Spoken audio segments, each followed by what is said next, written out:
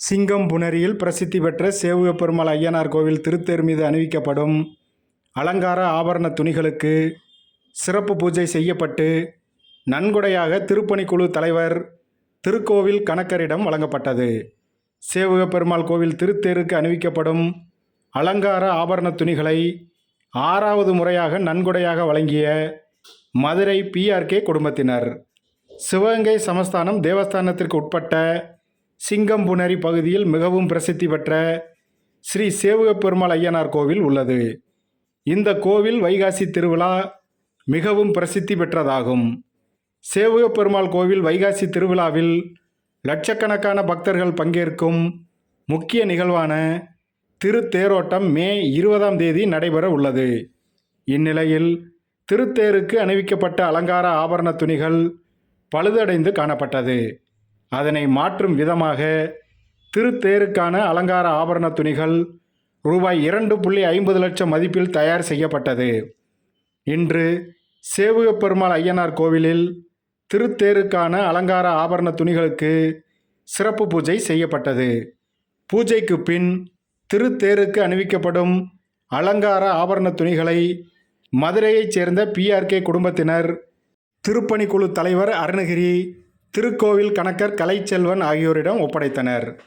இதுவரை சேவுகப்பெருமாள் கோவில் திருத்தேருக்கு அணிவிக்கப்படும் அலங்கார ஆபரண துணிகளை மதுரை PRK குடும்பத்தினர் 6வது முறையாக வழங்குவது குறிப்பிடத்தக்கது.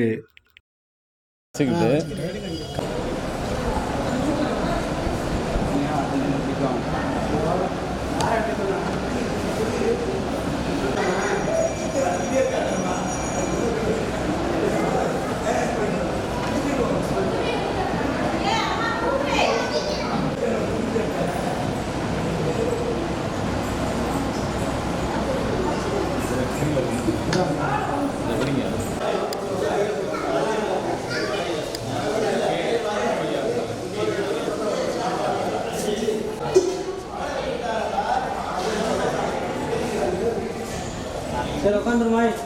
Maaf. Sudah sempurna sih nama.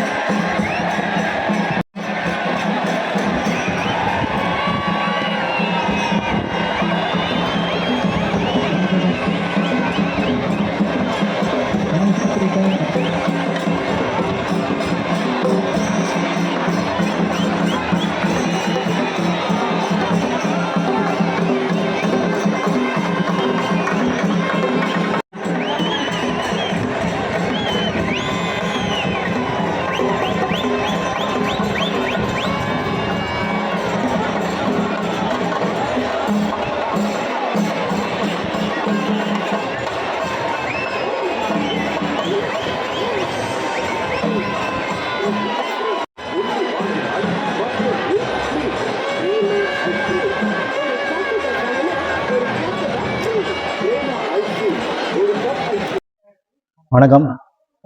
Sivaganga சமஸ்தான தேவஸ்தானத்துக்கு உட்பட்ட சிங்கமுனை சேவுகப்பெருமாள் ஐயனார் திருக்கோயில் எங்கள் குலதெய்வம். வருஷம் வைகாசி மாதம் தேர் திருவிழா இங்கே வெகு விமர்சையாக நடைபெறும். 2 லட்சத்துக்கு மேற்பட்ட பக்தர்கள் வந்து கலந்துக்குவாங்க. தேர் துணி பழுதாக இருக்குதுன்னு சொன்ன காரணத்தினால மதுரையிலேருந்து பிஆர்கே குடும்பத்தினர் நாங்கள் எல்லாம் சேர்ந்து தேர் துணி தயார் பண்ணி கொடுத்துருக்கோம். இது பெருமையான நிகழ்வாக நாங்கள் கருதுகிறோம். இது எங்களுக்கு 3வது முறையாக நாங்கள் தேர் துணி கொடுக்குறோம். எல்லாரும் வந்து கலந்து ஐயனாரோட அருளை பெற்றுக்கொள்ளுமாறு கேட்டுக்கொள்கிறோம். என் பேர் ராஜேஷ், மதுரையிலேருந்து வந்திருக்கோம். மதுரை